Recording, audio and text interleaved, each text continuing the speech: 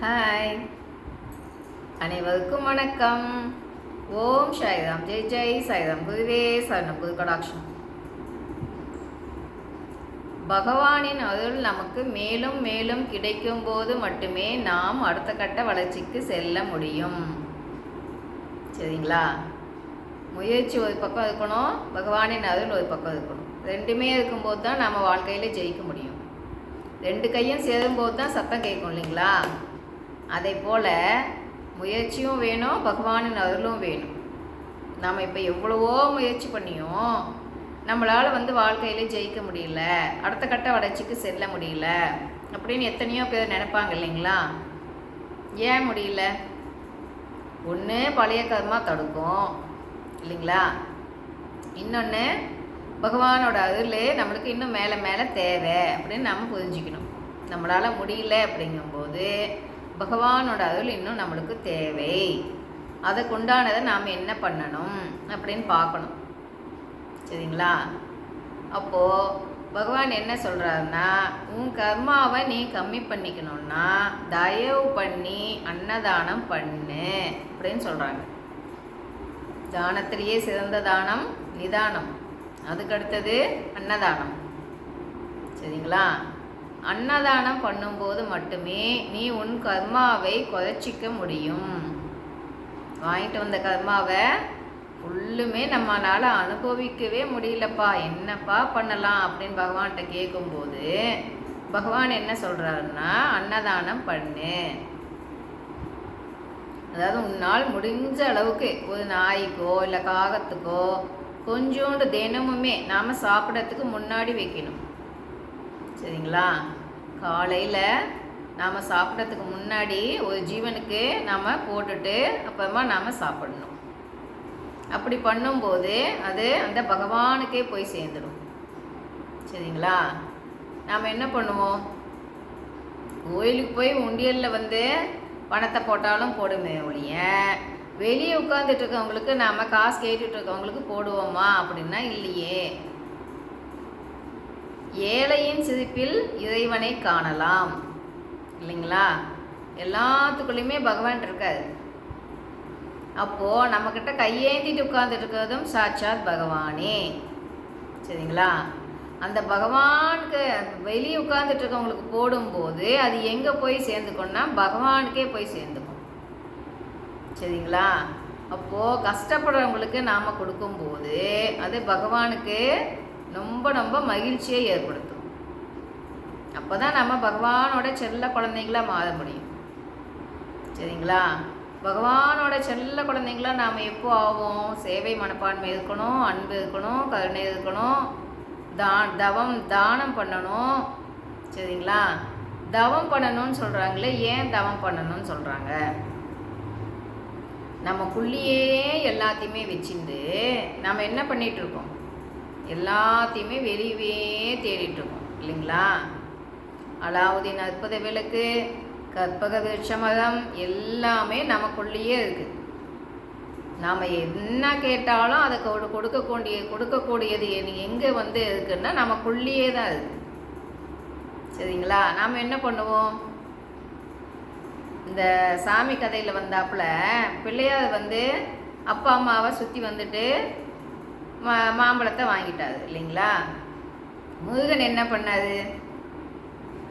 முருகன் உலகத்தையே சுத்த போயிட்டாரு. அப்படி நமக்குள்ளேயே நாம் எல்லாத்தையுமே வச்சுட்டு வெளியவே நாம் தேடிட்டு இருக்கும்போது நம்மளுக்கு கிடைக்குமா? சொல்லுங்க பார்க்கலாம். உள்ளுக்குள்ளேயே இருக்கு. அப்போ அதுக்கு தன்னை உணர்தல் தான் தியானம். தான் யார், நான் யார், எதுக்காக வந்தேன், எதுக்காக இந்த பிறப்பு அப்படின்னு சொல்லிட்டு உள்ளுக்குள்ளே தன்னை உணர்தல். அப்படி உணரும் போது மட்டுமே நாம் பகவானை, உள்ளுக்குள்ளே இருக்கிற பகவானை நாம் உணர முடியும். சரிங்களா? அப்போ என்ன பண்ணலாம்?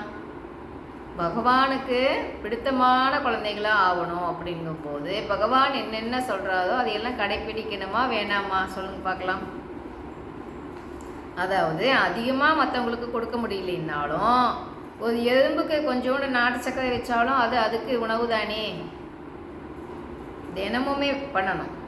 கர்மாவை நாம் குறைச்சிக்கணும் அப்படின்னு முடிவு பண்ணிட்டா பகவான் என்னென்ன சொல்கிறாரோ அதையெல்லாம் நாம் கடைப்பிடிக்கணுமா இல்லையா? எல்லாம் வேணும்ப்பா. பகவானை பார்க்கணும், பகவான் நம்மக்கிட்ட பேசணும், பகவானை உணரணும், எல்லாமே ஆசை. ஆனால் பகவான் என்ன சொல்கிறாரோ அதை மட்டும் நாம் பண்ண மாட்டோம் இல்லைங்களா? எல்லாம் இது சாப்பிடலாம், இது சாப்பிடக்கூடாது, ஜீவ ஒழுக்கம் தேவை அப்படின்னு சொல்கிறாரு இல்லையா? அப்போது பகவான் என்ன சொல்கிறாரோ அதையெல்லாம் கடைப்பிடிக்கணுமா வேணாமா? ஜீவ இம்சை கூடாது அப்படின்னு சொல்கிறாரு இல்லையா? அதையும் நாம் பண்ணுவோம். எது விட சொல்கிறாங்களோ அது எல்லாம் விட மாட்டோம், எல்லாமே சாப்பிடுவோம். ஆனால் நம்மளுக்கு எல்லாமே கிடைக்கணும், பகவானை பார்க்கணும், பகவானோட அருள் கிடைக்கணும். எப்படி மேஜிக்கா சொல்லுங்க பார்க்கலாம்? என்னென்ன சொல்கிறாரோ அதை நாம் கடைப்பிடிக்கணுமா இல்லையா? அப்படி கடைப்பிடிக்கும் போது தான் நம்மளுக்கு அந்த கடவுள் தன்மை கொஞ்சம் கொஞ்சமாக நமக்குள்ளே வந்து கிடைக்கும். பகவானை பற்றி பேசிகிட்டே இருக்கும்போது என்ன ஆகும்னா பகவான் நம்ம பேசிகிட்டே இருக்கும்போது நமக்குள்ளே இருக்கிற அந்த செல்கள் எல்லாம் அந்த பகவான் தன்மைக்கு அப்படியே சேஞ்ச் ஆகிக்கிட்டே இருக்கும், இறைத்தன்மைக்கு. சரிங்களா? அப்படி இறைத்தன்மைக்கு சேஞ்ச் ஆன வாட்டி கடைசியாக என்ன ஆகும்னா அந்த இறைத்தன்மை வெளிப்படும்.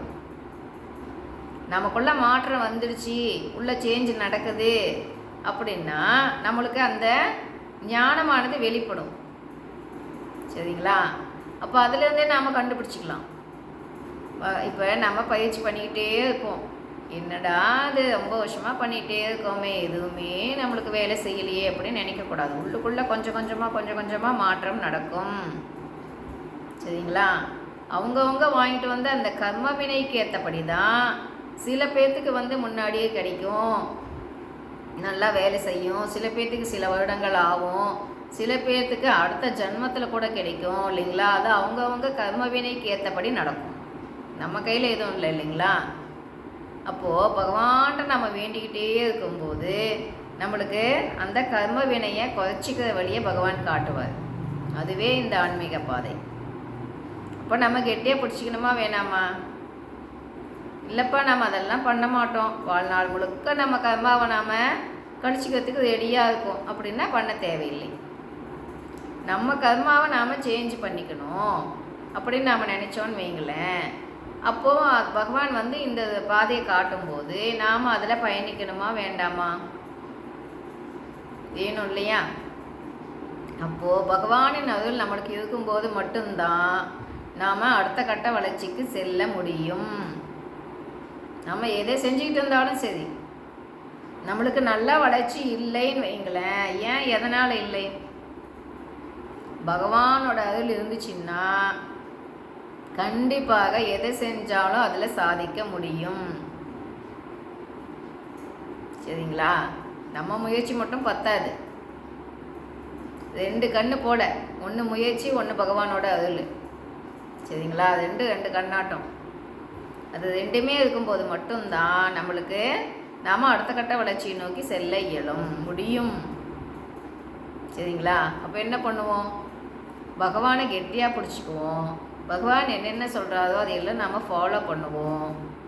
தினமுமே அந்த ஒரு ஜீவனுக்கு கொஞ்சோண்டு வச்சுட்டு சாப்பிடுங்க அப்படின்னு சொல்கிறாங்க.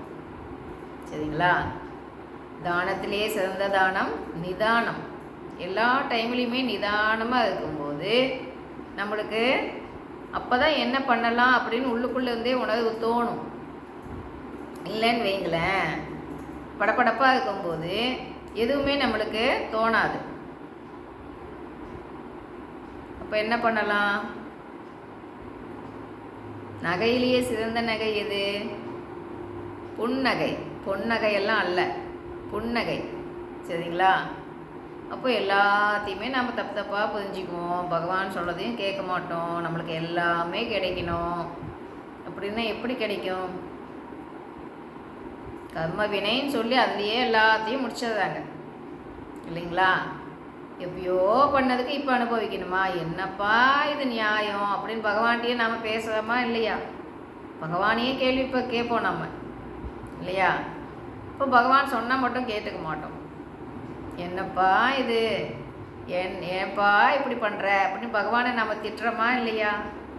திட்டுறோம் தானே. இப்போ பகவான் சொல்கிறத கேட்கணுமா இல்லையா? கேட்டால் தானே அடுத்த கட்ட வளர்ச்சிக்கு நோக்கி செல்ல முடியும் இல்லைங்களா? அப்போ என்ன பண்ணலாம்? பகவான் சொல்கிறத எல்லாத்தையுமே நாம் கடைப்பிடிப்போம், விடாமல் பயிற்சி பண்ணுவோம். விடாமுயற்சி வெற்றி கொடுக்கும், வெற்றி நிச்சயம். பாய். கேட்டதுக்கு நன்றி.